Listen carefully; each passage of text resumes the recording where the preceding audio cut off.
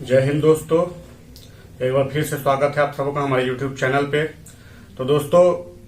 जैसा कि जैसे जैसे उत्तर प्रदेश के चुनाव सामने आ रहे हैं, इस देश के कुछ गैंग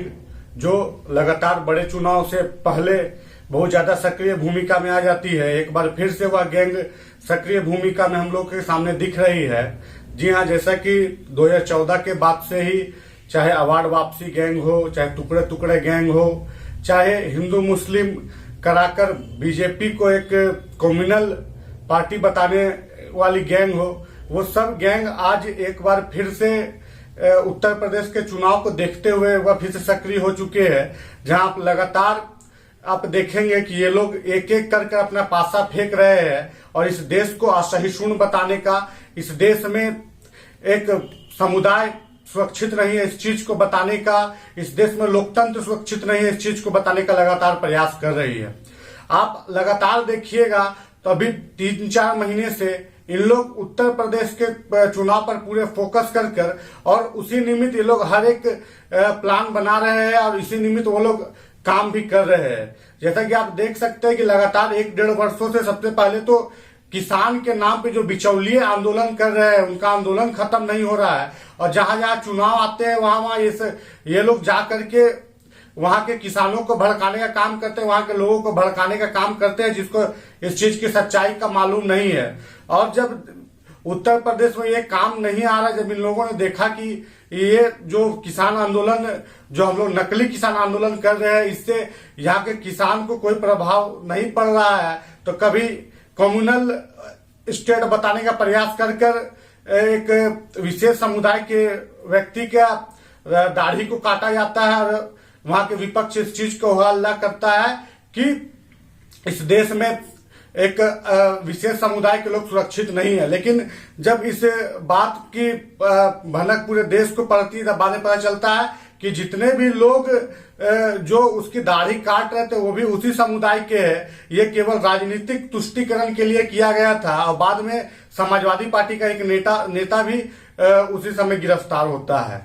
आप लगातार देखिए, चाहे आप इधर पिछले 1-2 महीने पहले आप देख सकते हैं कि यह दिखाने का प्रयास कि नरेंद्र मोदी और योगी आदित्यनाथ के बीच में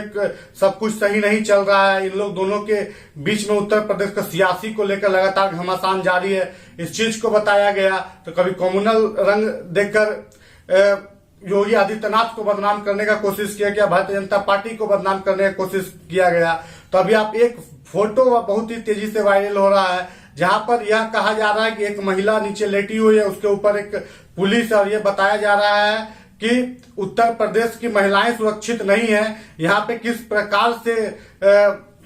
उत्तर प्रदेश की पुलिस महिलाओं का शोषण कर रही है, इस चीज को बताया जाता है। लेकिन जब वह वीडियो वायरल होता है तो हम सभी के सामने यह चीज निकल कर सामने आती है कि वो महिला ही उस पुलिस के कॉलर को पकड़ी हुई थी और वो पकड़ के खींचने के कारण वो खुद गिर गई, उसके ऊपर पुलिस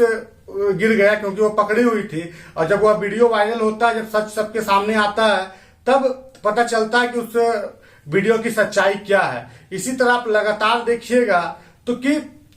इस देश में जितने भी ऐसे गैंग है जो नहीं चाहते कि इस देश में भारतीय जनता पार्टी की सरकार रहे, उत्तर प्रदेश में भारतीय जनता पार्टी की सरकार रहे, वो एक से एक बढ़कर प्रोपागेंडा के तहत इस देश को और भारतीय जनता पार्टी को बदनाम करने की पूरी कोशिश कर रही है। आप लगातार देख सकते हैं, अभी आप चाहे जो उत्तर प्रदेश के सबसे बड़ी विपक्षी पार्टी, उसके सबसे बड़े जो नेता है, आप उसके ट्विटर हैंडल को खंगाल कर देखेंगे तो आपको ऐसा लगेगा कि उत्तर प्रदेश एक जंगल राज की ओर जा रहा है। लेकिन उत्तर प्रदेश में योगी आदित्यनाथ जी ने किस प्रकार से वहां के गुंडे राज को समाप्त करने की कोशिश की, किस प्रकार बड़े से बड़े नेताओं की संपत्ति जब्त करने की, अवैध संपत्ति, अवैध बिल्डिंगों को गिराने की, और वहां पे दंगा को किस तरह से रोकने का जो योगी आदित्यनाथ जी ने वहां पे काम किया है, ये चीज पूरे देश के सामने है। तो अब आने वाले 6 या 7 महीने चुनाव के बचे हुए हैं, इसी को लेकर अब इस देश में आप लगातार देखिएगा, उत्तर प्रदेश से कभी महिलाओं के शोषण की खबर को ये लोग पुरानी, जिस प्रकार से उत्तर प्रदेश में कोरोना के तहत 2 साल पुराने एक फोटो को डालकर इस चीज को बताने का प्रयास किया जा रहा था कि उत्तर प्रदेश कोरोना महामारी को रोकने में पूरी तरह नाकाम रही। इसी तरह लगातार आप देखिएगा कि उत्तर प्रदेश में योगी आदित्यनाथ सरकार को बदनाम करने के लिए, भारतीय जनता पार्टी को बदनाम करने के लिए ये 2-4-5 साल पुराना फोटो को फिर से एक बार चर्चा का विषय बनाएगी। इस राज्य को, उत्तर प्रदेश राज्य को कम्युनल बताने का प्रयास करेगी। और ये हमारे देश के जो क्रांतिकारी पत्रकार है, जो कभी सच्चाई नहीं बताते हैं, कभी बंदूक को लानत देते हैं, कभी अपनी स्क्रीन को ब्लैक कर देते हैं, ऐसे पत्रकार अब जीवित होकर जाकर वहां पे किसान आंदोलन हो, चाहे किसी भी तरह का आंदोलन हो, वहां पे जाकर ग्राउंड रिपोर्टिंग कर वो इस चीज को बताने का प्रयास करेंगे कि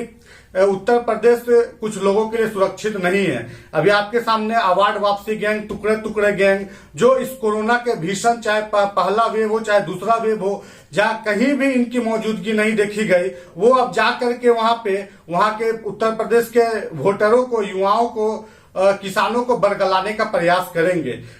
और इनका काम अब यही, क्योंकि योगी आदित्यनाथ जी अगर 2022 में